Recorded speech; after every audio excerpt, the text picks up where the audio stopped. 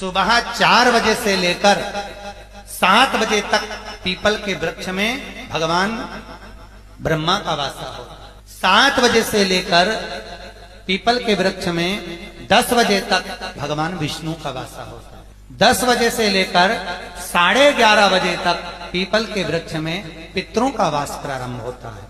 11:30 के बाद में पीपल के वृक्ष में आहूतों का वासा होता है। आहूत जानते हो, जो बच्चे गर्भ में शांत हो जाते हैं, 6 महीने के बाद शांत हो जाते हैं और कुंवारी अवस्था में मर जाते हैं, उनको आहूत कहा जाता है। फिर पीपल के वृक्ष में वासुकों का वासा चालू हो जाता है। यज्ञ पुराण का संवाद है। वासुकों का वासा के बाद में शाम को 4 बजे से 7 बजे तक पीपल के वृक्ष में भगवान शंकर का वासा चालू हो जाता है। 7 बजे के बाद में पीपल के वृक्ष में रात्रि को 8 बजे से 9:30 बजे तक पीपल के वृक्ष में कुबेर का वासा होता है। इसलिए दीप को 9 बजे जो पीपल के पेड़ के नीचे घी का और एक तेल का दिया लगा देता है, उसके यहाँ कभी संपदा की कमी नहीं होती।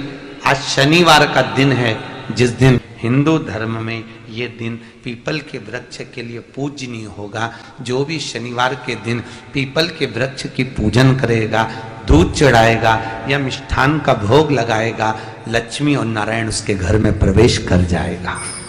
लक्ष्मी जी बोली, नारायण आपने तो एक दिन का वार लिख दिया।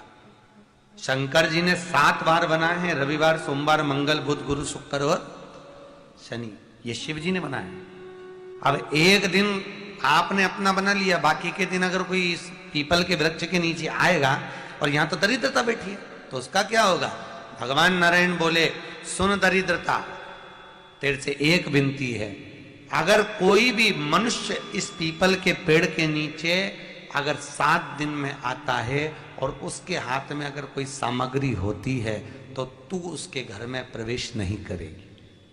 नियम है पीपल के वृक्ष का, या तो पानी का लोटा लेकर जाओ, कुंकू का चोपड़ा लेकर जाओ, शक्कर लेकर जाओ, या पेड़ के नीचे चींटी को डालने के लिए आटा ले जाओ, पर खाली हाथ पीपल के वृक्ष के नीचे कभी मत जाओ। खाली हाथ जाओगे तो दरिद्रता तुम्हारे घर में प्रवेश करेगी। दरिद्रता उठकर खड़ी होकर बोली, नारायण तुमने अपनी मनमानी करी है, एक दिन मुझे भी मेरा चाहिए। भगवान ने कहा, बोल कौन सा दिन चाहिए? दरिद्रता कहती है, रविवार के दिन इस पीपल के वृक्ष के नीचे मैं दिन भर नृत्य करूं, इसमें रहूं, और जो यहां आए रविवार को मैं उसके घर में प्रवेश करूं। भगवान ने कहा, ठीक है। दरिद्रता, रविवार का दिन एक ऐसा दिन रहेगा जिस दिन तू इस पीपल के वृक्ष के नीचे नृत्य करेगी और जो आएगा इस पीपल के वृक्ष के नीचे तो उसके साथ प्रवेश करेगी। मैंने तुझे वर दिया। इसलिए हमारे यहाँ केवल पीपल का वृक्ष अगर दीवार में भी लग जाता है ना, किसी की फैक्ट्री की दीवार में, किसी के घर की दीवार में पीपल का वृक्ष अगर लग जाता है, पीपल का पौधा लग जाता है, उसको कितना भी तोड़ लो वो वापस लग जाएगा। फिर तोड़ोगे फिर लग जाएगा। अगर पीपल के पौधे को तोड़ना है तो केवल रविवार का दिन एक नींबू, एक मिर्ची और बमूल का कांटा, ये 3 चीजें रखने के बाद में आधे घंटे बाद रविवार के दिन पीपल के पेड़ को उखाड़ कर फेंक दो। दूसरी बार कभी पीपल दीवार में लगता ही नहीं, कभी नहीं लग सकता। और अगर पीपल के वृक्ष को कहीं लगाया जाता है तो सोमवार के दिन या मंगलवार के दिन, बुधवार के दिन, इन दिनों में लगा सकते पीपल के वृक्ष कहीं लगाना। शनिवार का दिन एक ऐसा दिन होता है जिस दिन पीपल के वृक्ष को कहीं जाकर लगाया नहीं जाता, क्योंकि शनिवार के दिन पीपल के वृक्ष के नीचे लक्ष्मी रहती है। हम अपने हाथों से अगर पीपल का वृक्ष किसी दूसरी जगह पर शनिवार को रोपित करते हैं तो हमारे घर की लक्ष्मी अपने घर से छिन्न होकर चली जाती है। इसलिए शनिवार के दिन पीपल लगाया नहीं जाता, किसी के घर जाकर उसको वापस पलटा नहीं जाता। लग गया उसको। प्रभु मेरी धर्म पत्नी को कहाँ रखूं आप बताओ? वो तो जहां यज्ञ होता है, अनुष्ठान होता है, दान होता है, पुण्य होता है, सत्कर्म होता है, वहां जाने को तैयार नहीं। अब करूं क्या? भगवान ने बोला, एक काम करो।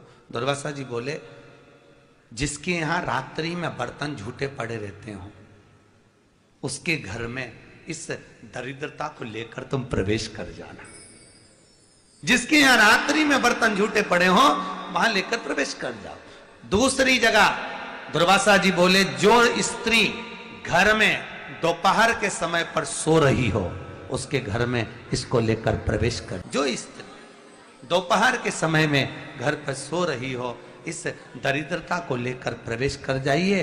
तीसरा, जिसके यहाँ पर दरवाजे पर कांटे वाले पौधे लगे हों उस घर में इस दरिद्रता को लेकर प्रवेश कर जाए। जिसके यहाँ पर भी अगर थोड़ी सी भी परेशानी होती है, थोड़ा सा क्लेश होता है, अशांति होती है, लक्ष्मी नहीं टिक रही हो, काम नहीं बन रहे हो, बहुत प्रयास करा जा रहा हो और हमारा कार्य नहीं होता, तो क्या करते हैं? फिटकरी और नमक को पानी में डाल देते हैं और घर में पोछा लगा देते हैं। आप लोगों ने आजकल फेसबुक पे भी पढ़ा होगा, व्हाट्सएप पे भी पढ़ा होगा। तो क्यों लिखा उसमें? उसका कारण ही केवल ये है कि दाता और विधाता की प्रियता उसमें।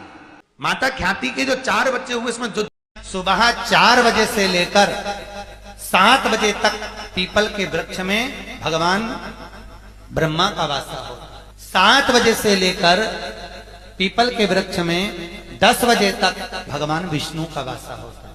10 बजे से लेकर 11:30 बजे तक पीपल के वृक्ष में पितरों का वास प्रारंभ होता है।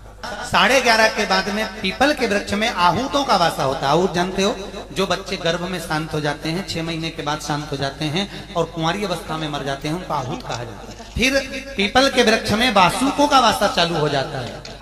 यज्ञ पुराण का संवाद है। वासुकों का वासा के बाद में शाम को 4 बजे से 7 बजे तक पीपल के वृक्ष में भगवान शंकर का वासा चालू हो जाता है। 7 बजे के बाद में पीपल के वृक्ष में रात्रि को 8 बजे से 9:30 बजे तक पीपल के वृक्ष में कुबेर का वासा होता है। इसलिए दीप को 9 बजे जो पीपल के पेड़ के नीचे घी का और एक तेल का दिया लगा देता है, उसके यहाँ कभी संपदा की कमी नहीं होती। कभी शिव मंदिर में जल चढ़ाने का मौका मिले और आप शंकर जी के मंदिर में जल चढ़ाने के लिए जाएं, तो केवल जल चढ़ाकर वापिस मत आना, केवल बेलपत्र चढ़ाकर वापिस ना आना, दिया लगाकर वापिस ना आना। आते आते बाबा भोलेनाथ जी से ये भी पूछ कर आना, बाबा आप मंदिर में बैठे रहते हो, बहुत दिन हो गए आपको बैठे बैठे, चलो आज मैं आपको मेरे साथ लेकर चलती हूँ और मेरे घर तक लेकर चलती हूँ। श्री शिवाय नमस्तुभ्यम्।